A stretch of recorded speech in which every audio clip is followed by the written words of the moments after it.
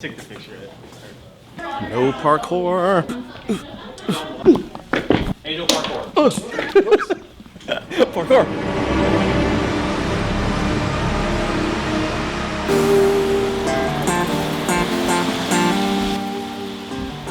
It's raining in California.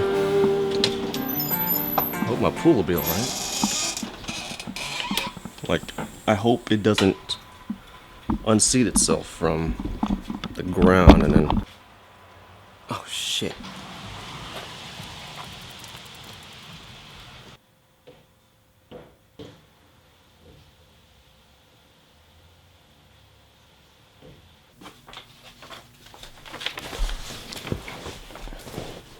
I should probably change the name of this vlog to Broke Ass Adventures. A journey through learning how to be frugal. Today is Marianne's birthday. I'm gonna make her a card.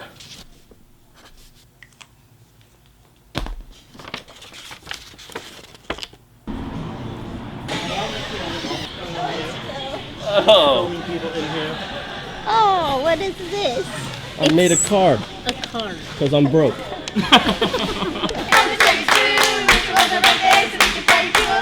Say taco. Say Taco Bell. I feel like a child. Where is she anyway? Bring her? Bring her? It's a babysitter house. Forehead. This is dinner number 2 for Annie. I don't know, they're just hungry all the time. And I'm broke, so I just ordered water. Put your fingers in. 1, 2, 3. 1, 2, 3. Drop. Go. Yes. 3.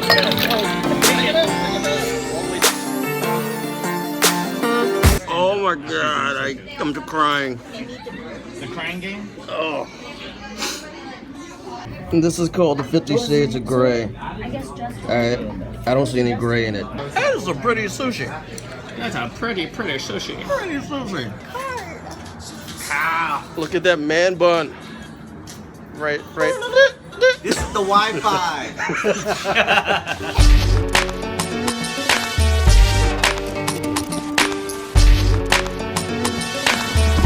Honestly, don't know what this is.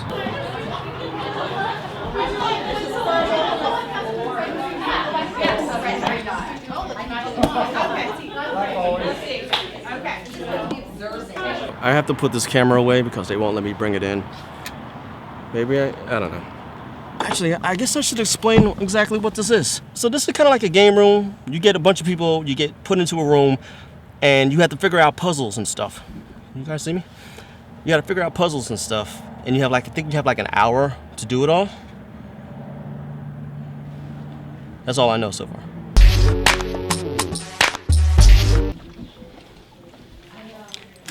That's where we came out of. We finished, but just a couple of them short.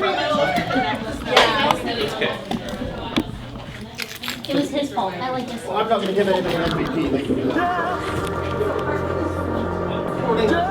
It was my fault. And his fault. I want to make sure I'm pressing the other. Okay. And 3, 2, 1. Smiles, please.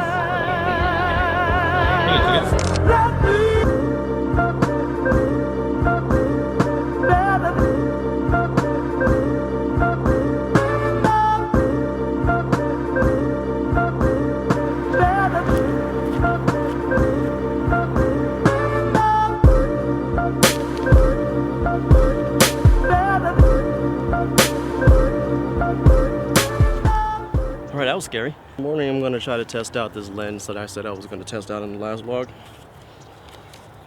Now, there's only 2 things that I really test out when I'm doing lenses. One is the sharpness of the glass, and the other thing is how fast the lens is when it comes to low light situations. Now, according to this f-stop goes up to 3.5. So that's not very, but this lens is like heavier than the camera body that I have. So I'm gonna try to take some test shots. Take some test shots. And then let's see. Ooh, there's a squirrel right there.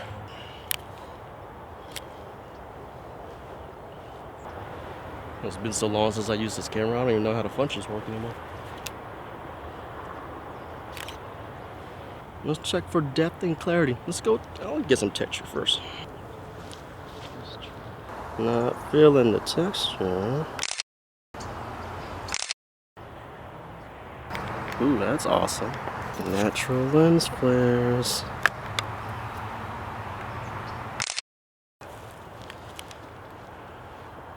Alright.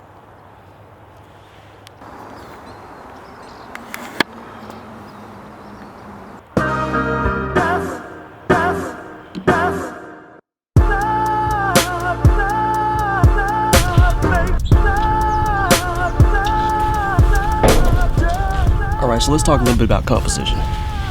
Better get the way that I do it.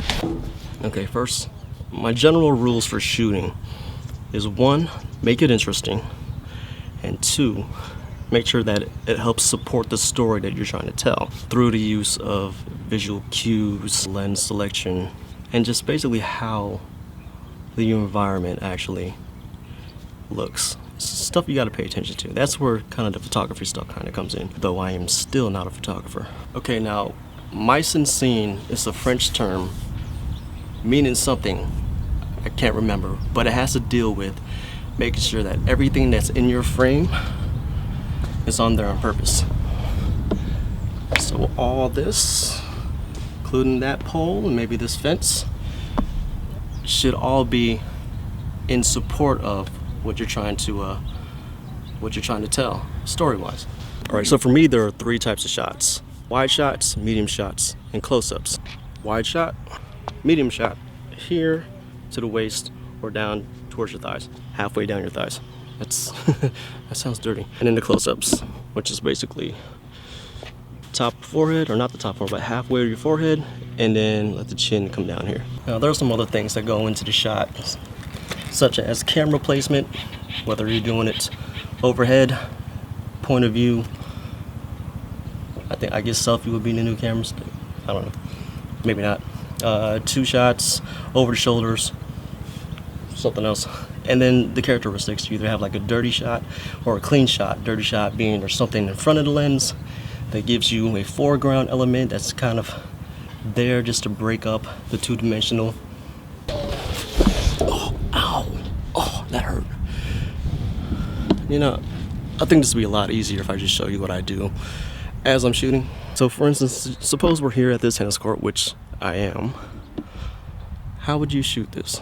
What would be the most interesting to find? Default, this is what I used to do. I used to come up to the net here and be like, oh, that's cool. And I did that for everything too. So you could do angles like that, or you can make it symmetrical like that, right? Now, the rule of thirds is basically you have this grid that goes up here, right? And the 4 points that the grid crosses are supposed to be the focus points because it makes everything look awesome, or makes everything look just a little more interesting. So if I take this net here, and usually there'll be a line. Actually, let's start with the horizon. So there will be 2 grid lines here and here.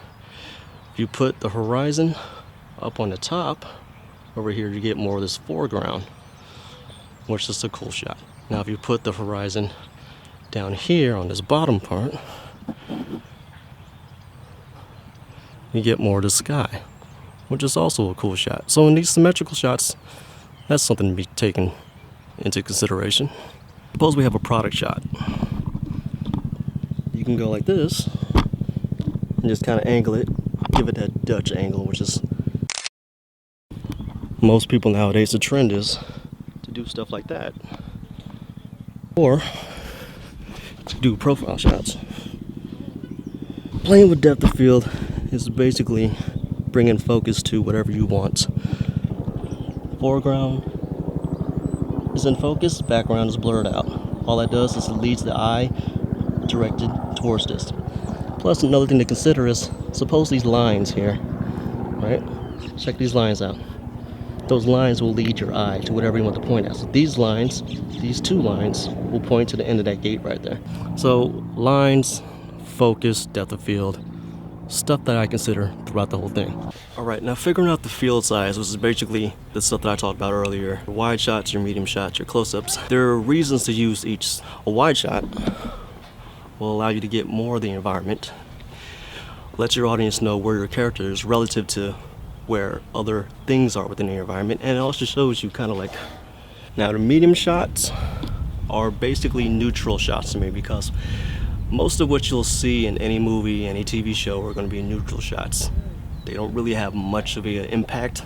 They're kind of just there to, I don't know, they're neutral because they're so used, but they're used because they're handy for everything. Close-ups, when you're getting real tight and close, are meant to be more intimate. A close-up on an object would be an insert, and that insert would give you information that pertains to what the story is moving towards, or the plot is moving towards, or something.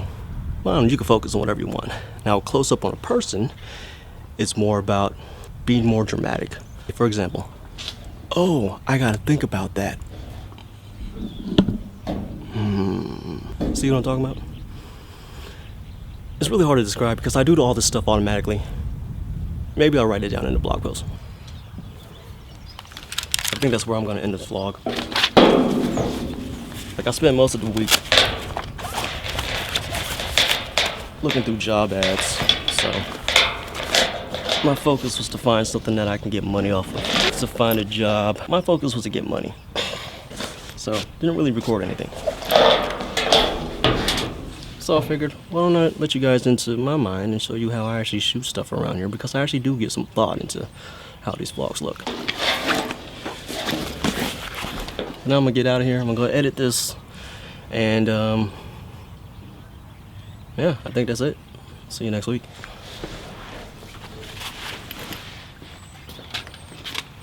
By the way, I never like to show my board because that's just way too nice stat like. But at least I'm not writing while shooting myself doing it. Right. Oh, almost forgot to mention, when it comes to shots, if you put your shots in slow motion, it'll save everything. Because nothing looks bad in slow motion, right?